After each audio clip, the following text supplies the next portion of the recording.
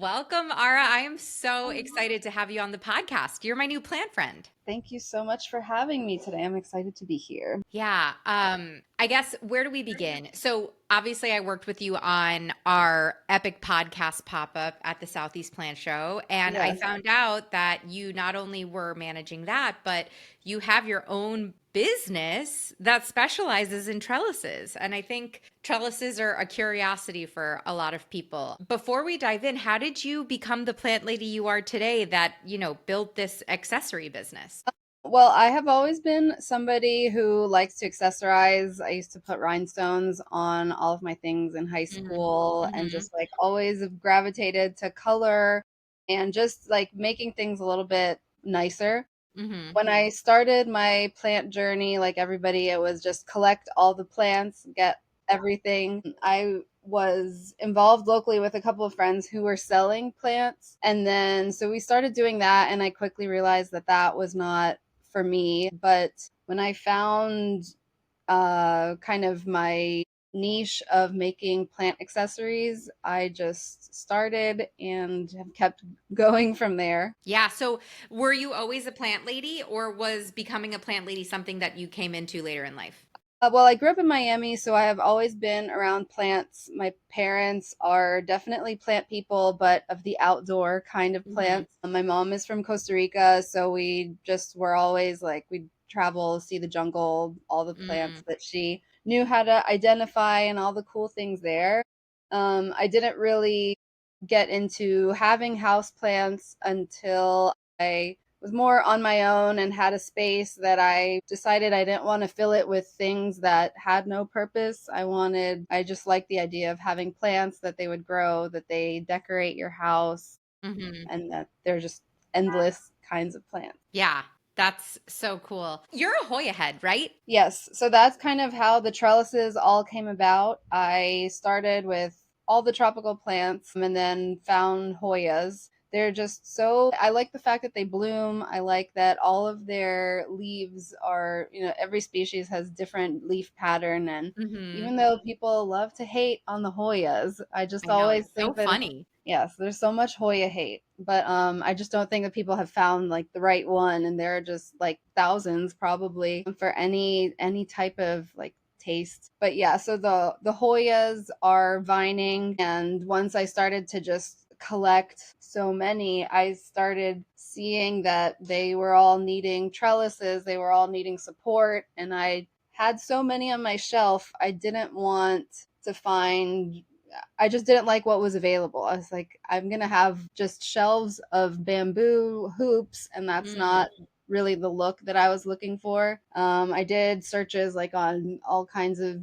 Etsy, internet. I was like, cute trellis, like, and I just didn't exist like 3, 4 years ago because everybody was just focusing on the plants. On Etsy, there were all these like 3D printed ones. I always joke about like a Bernie Sanders trellis that I saw. And I was Hmm. like, I don't want 40 Bernie Sanders on my shelf. I just need a simple trellis that will hold up my plants, help the Hoyas grow like they need to, but not really do distract from anything else on the. Hmm. There's enough going on with all the plants.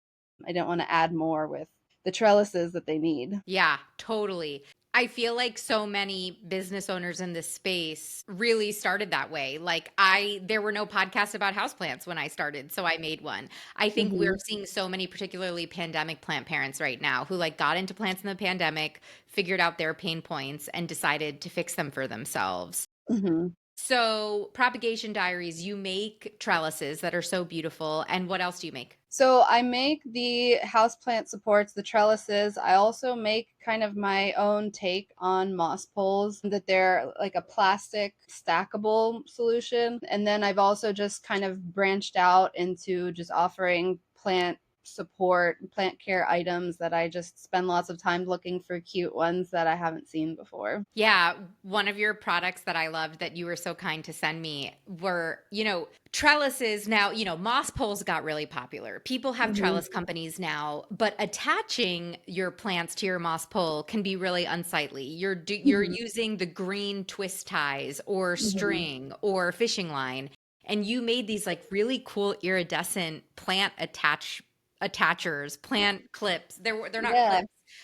That's so cool. So yeah, I feel like your whole niche is make it more aesthetic, like make it Yeah, cuter, absolutely. Yeah, just find something that we all need, but like make it cute. Yeah, but make essentially. it cute. So you're a trellis expert. You trellis all your Hoyas, trellis a lot of your plants. Now you have graduated to creating and selling trellises. I want to kind of deep dive into this because some people buy trellises and they don't have a good experience, right? Because they just topple over or they don't know how to attach them. So let's zoom out.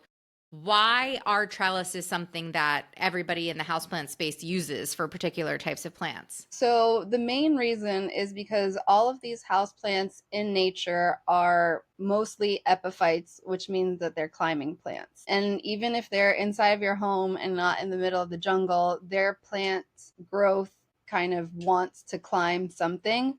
Hmm. And so, in one way or another, your plants are going to need some kind of support at some point during their growth. So, the trellises, what they do are, at least the size or shape that I have chosen to stick with is just a simple hoop shape. So that kind of allows the plants to kind of infinitely loop around the trellises. They don't necessarily need to attach into the trellis. Um, they just the simple feeling of having the support for them to grow around is Hmm. enough for them to realize that, okay, I'm growing on something and I can, it's like safe to grow leaves now. Hmm. Yeah. So I'm lucky that, you said you grew up in Miami. I live in Florida now, and I see these plants, these house plants like pothos climbing trees, and they really do. Their Mhm. aerial roots attach and they climb the trees. And also, I notice that as they climb, their leaves get bigger, like all Mhm. sorts of things. So, what are the benefits of trellising a house plant instead of letting it just be like a hanging plant? Yeah, so in my case, so plant care is so kind of variable. There's no, you have to do this, you have to do that. Plants absolutely will root into something and grow up it to mature, like you're saying, to grow larger leaves. But not everybody can afford the space to have these massive plants Hmm. in their homes. And not to mention, it's very difficult to get the plants to root into something in the houseplant setting. You have to have the right humidity, the right watering. You can't let them dry out and things like that.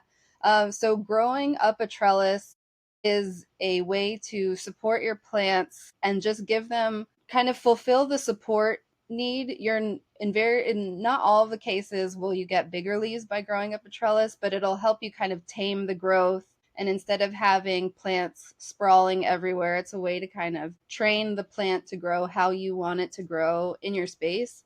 Which, as houseplant growers, kind of the whole thing is that you're getting plants to grow where you are. Yeah, it utilizes vertical space a lot. Like I have a windowsill where I have 4-inch pots that are filled with Hoyas, and the Hoyas start to get unruly. They start to grow out of the pot. What is it called when they shoot the stem out before the leaves come? Those are the tendrils. The tendrils. So the tendrils are sticking out, and when I walk by the window, I'll knock the whole plant over because I'll hit Yeah, the because they tendril. get, yeah, they get like tangled up in things because they just Right. want to grab on. And then that's another thing too. This kind of applies more to vining plants, really to Hoyas, is when you have those long tendrils that are just a bare vine growing out, trying to reach onto something. That's kind of the time to put your Hoya on a trellis. It's looking for something to climb up, and once you control those tendrils onto the trellis, you'll start to see leaves pop up.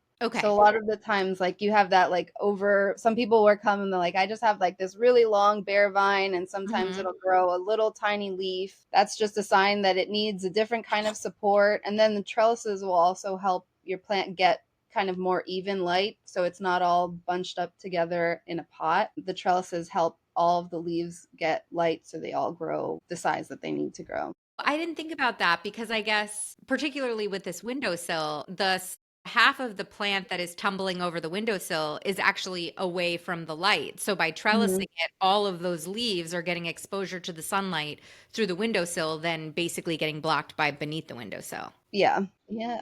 Yeah, so it kind of like helps also that, because that's why the plants grow up, is to reach the sunlight. Right. So by having them on the trellis, that's just getting them closer to light and closer to growing leaves. Okay, so with Hoyas, it's better to get the plant on the trellis before with the runners before the leaves grow out. How do you recommend attaching plants to a trellis? Are you just vining the runner around the trellis? Are you using clips? Are you using string? Like, what are the options? Yeah, I mean, there are so many options. I've seen everything. Kind of the whole purpose of my brand is to have, a product that looks nice, that functions as you need it. But I've seen forks, I've seen bread ties, I've seen just like the twist Wait, what do ties. you mean you've seen forks? Well, that somebody just sticks a fork in a pot because it's leaning over, and then they just use like tape. I've seen all kinds of things. They just Wow. use the fork as a trellis Okay. to just stand it up. So you can do that. You can use Velcro. You can use plastic. You can use twist ties. They're just endless solutions.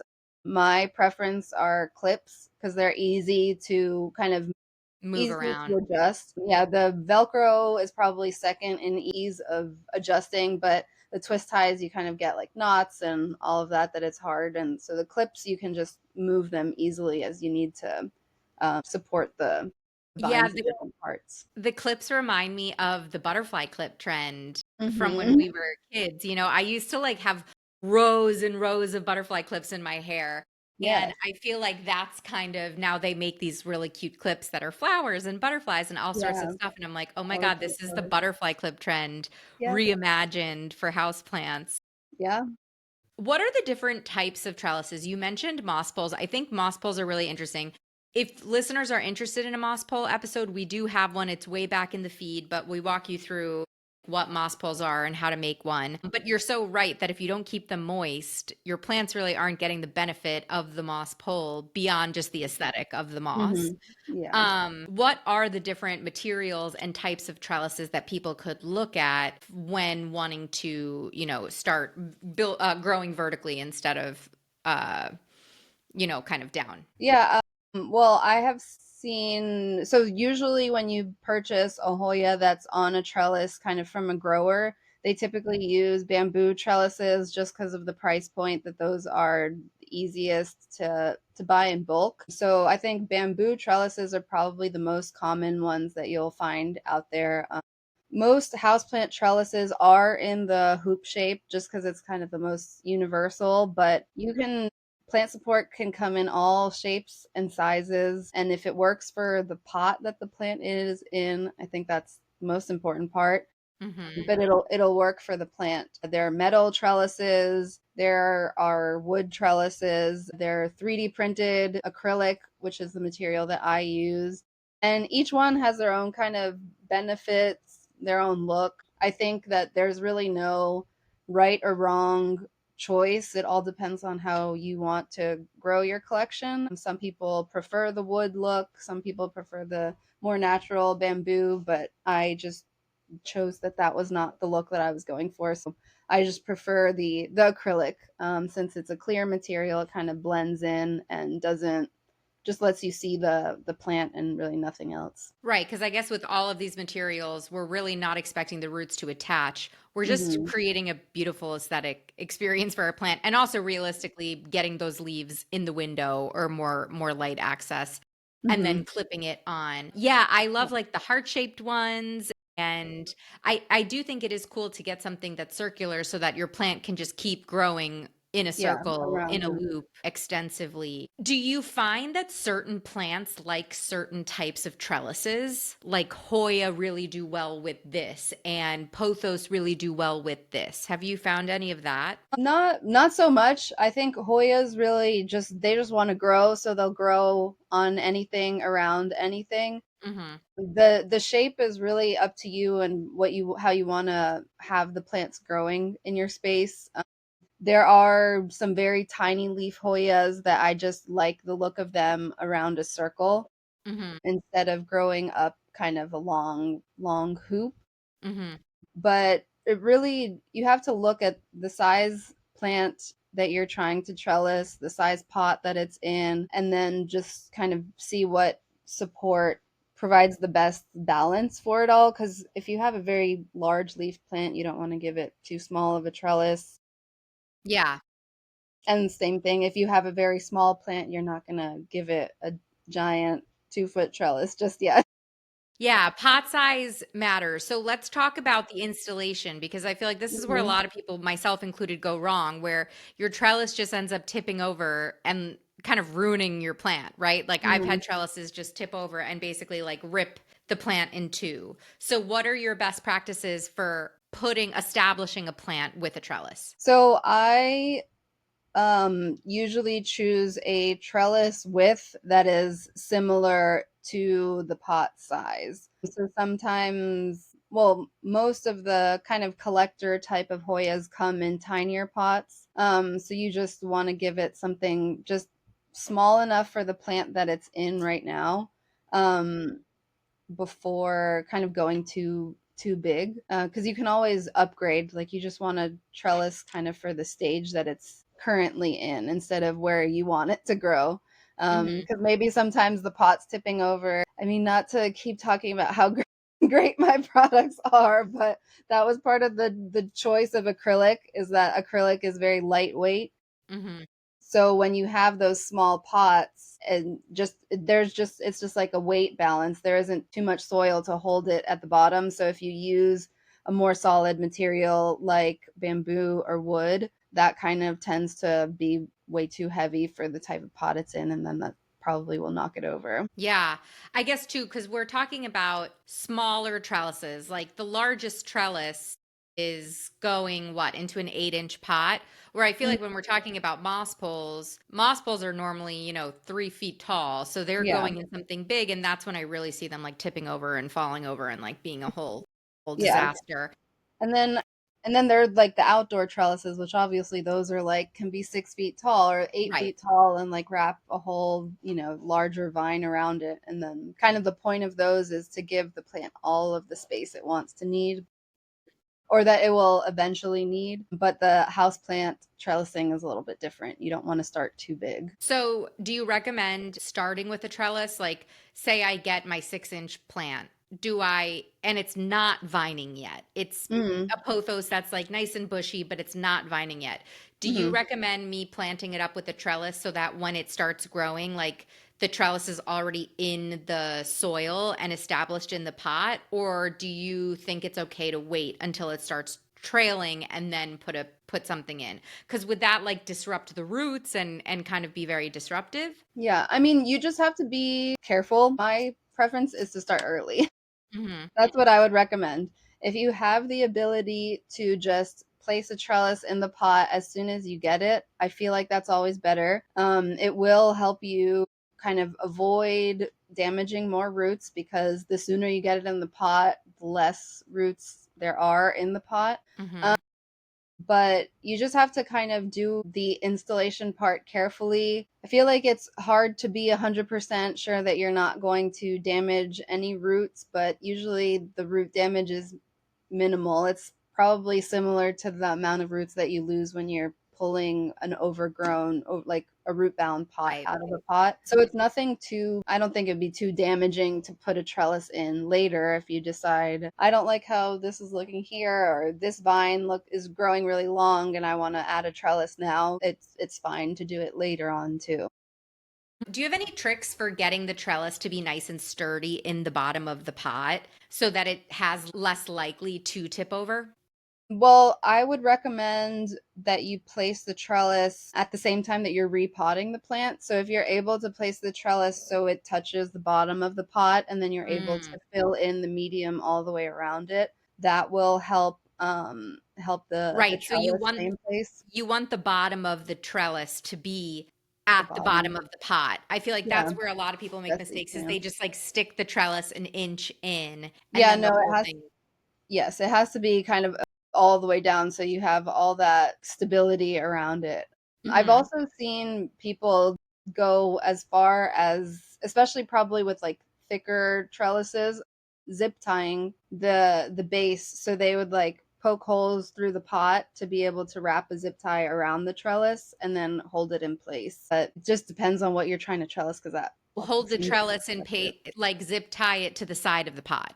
Mm-hmm. Oh, that's Yeah. interesting. Yeah. And some people like to do that. That seems excessive, but Could you like super glue it to the side of the pot? I guess. I guess it just depends on the materials because I don't know what sticks to plastic. Yeah, yeah, that's interesting too. Yeah. I have found too with more with moss poles, but sometimes I'll even try if ideally you're getting a trellis that has two sticks in the bottom, not just one stick, because I find if it's just one thing you're sticking in the plant, it's more likely to tip over. But Mhm. sometimes I'll try and get that one stick in the hole, in the drainage hole Okay. as kind of an anchor. Okay. Now you mentioned upgrading. So how would I upgrade a trellis? Like if my Hoya, I put a circular trellis on my Hoya and it grows 100 times over the circle and it's like, okay, we need to upgrade to a bigger pot and a bigger trellis. How do you go about like taking it off the trellis and like safely? So I just wouldn't do it. I would just add in another trellis for it to kind of jump from the smaller trellis onto the big one and then continue to grow on the bigger one. So you would leave the existing trellis in the pot Hmm. so that it has that pretty circle and then basically put a bigger circle one in so you have a circle within a circle. Yeah. That could be really Yes. cute. See, Yes. you're so aesthetic. You approach things very differently than me. I feel like I'm so practical. Yeah.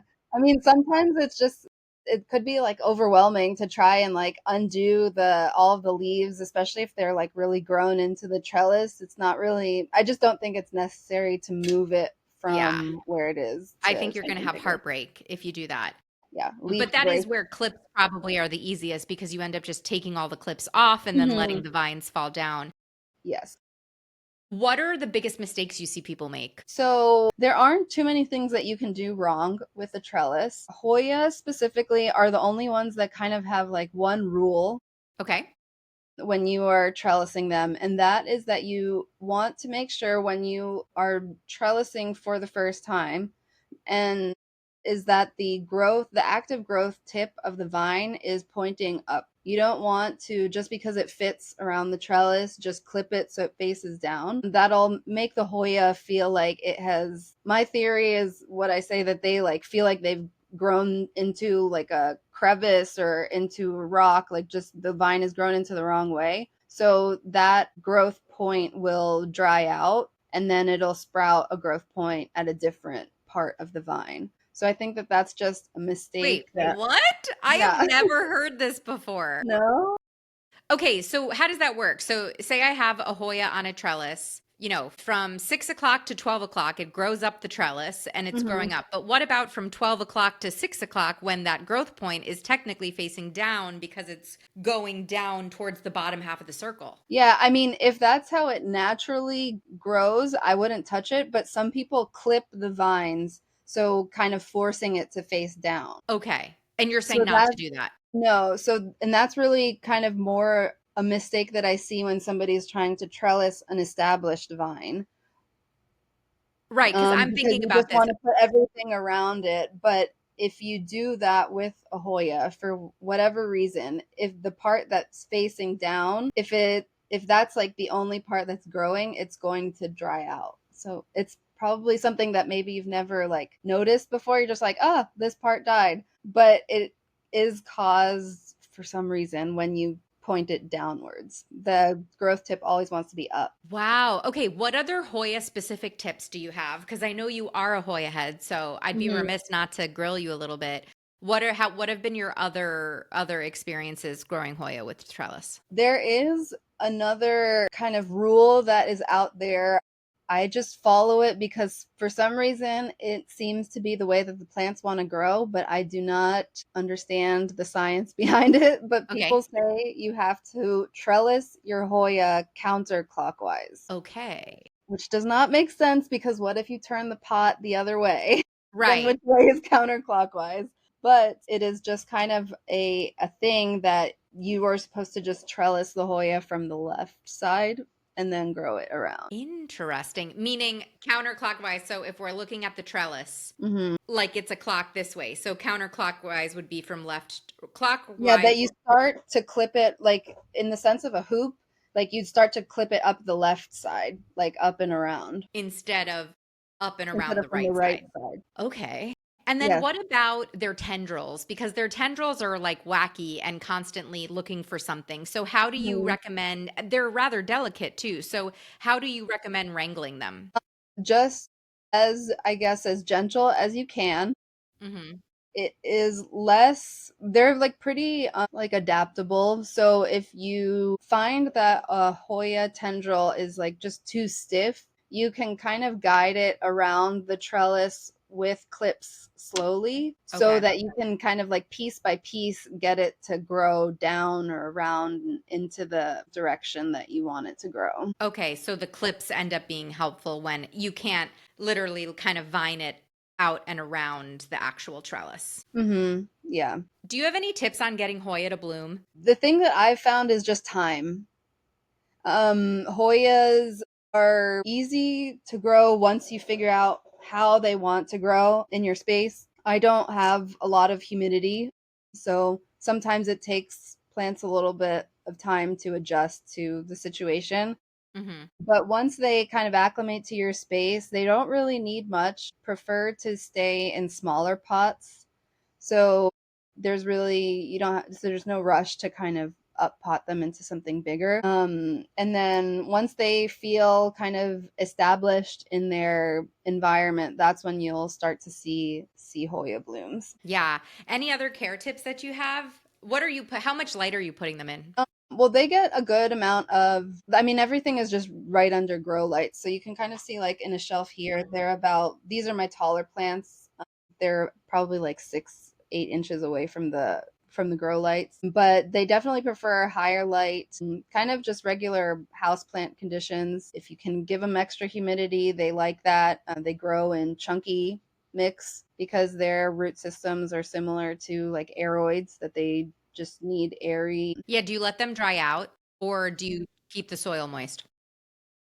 I let them dry out, and an easy way to know if it's time to water, because it can be different for every plant, is that the Hoya leaves get kind of, they get soft when they need to be watered, and then when you water them, they become very stiff. So that's just an easy way to like go around and like touch your plants, like see the, it's like I Hmm. think it's called like the taco test to see if it folds into a taco or not. And if it does, that means you can water your plant. And then if not, it's good. Yeah, I've only grown small Hoyas, like 4-inch pots of Hoyas. I think the biggest pot I have is a 6-inch pot. Hmm. I feel indifferent about them. I've never had one of my Hoyas bloom. I love That their might be why. foliage.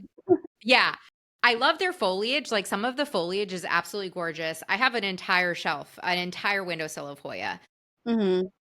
I'm wondering if it might be fun if I get like an epic, 8-inch Hoya carnosa, like some hanging Hoya, and put it in Mhm. my grow wall, put it under my grow light, and really see it take off.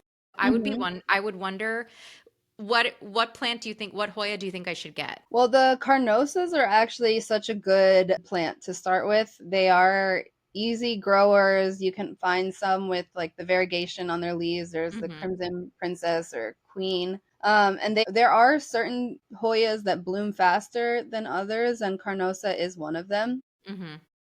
So that would definitely be, I think that would be nice. And I think that once you have a Hoya bloom, you may feel differently about them. I know it. I'm waiting for it. I They know it they to be smell true. nice. Each Yeah, bloom smells differently. As Crystal does, you can lick the hmm. nectar of the flowers because it's like a really sugary. They actually do drip a lot, so they just have a very sugary nectar. Yeah, I know. I want to be a Hoya Bloom licker. I need to just get on board.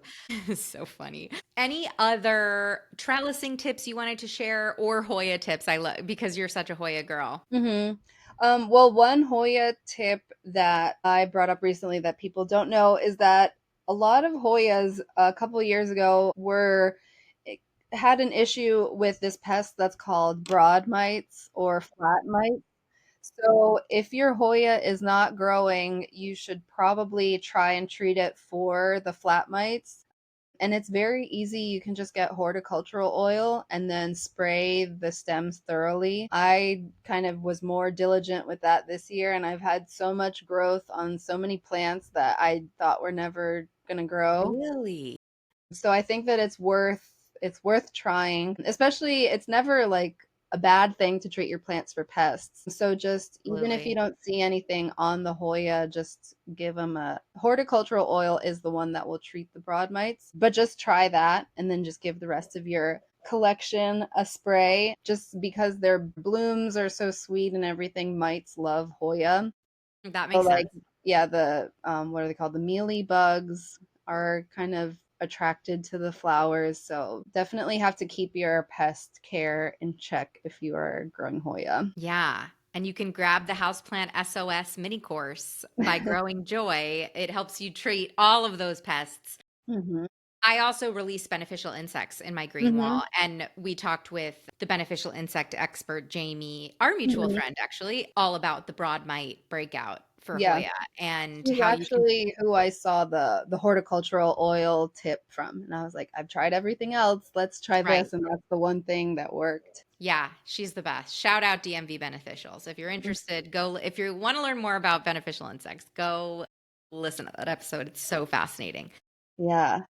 You're amazing. Tell us more about Propagation Diaries. I do want to say you really are. It's you make such aesthetic stuff and your trellises are interesting because they are see-through. So if you are looking for trellises specifically for Hoyas, it is cool because when you get them trellising around those circles, it looks like the leaves are almost floating Hmm. in the air. Like they're really cool. You did a really good job. So tell us where everyone can find you and get some trellises. Yeah, so my brand is Propagation Diaries, and I am on every single platform, the same name, Propagation Diaries. So Instagram, TikTok, Facebook, and my website is propagationdiaries.com. Amazing. We'll make sure to link everything in the show notes. Thank you so Thank much. you.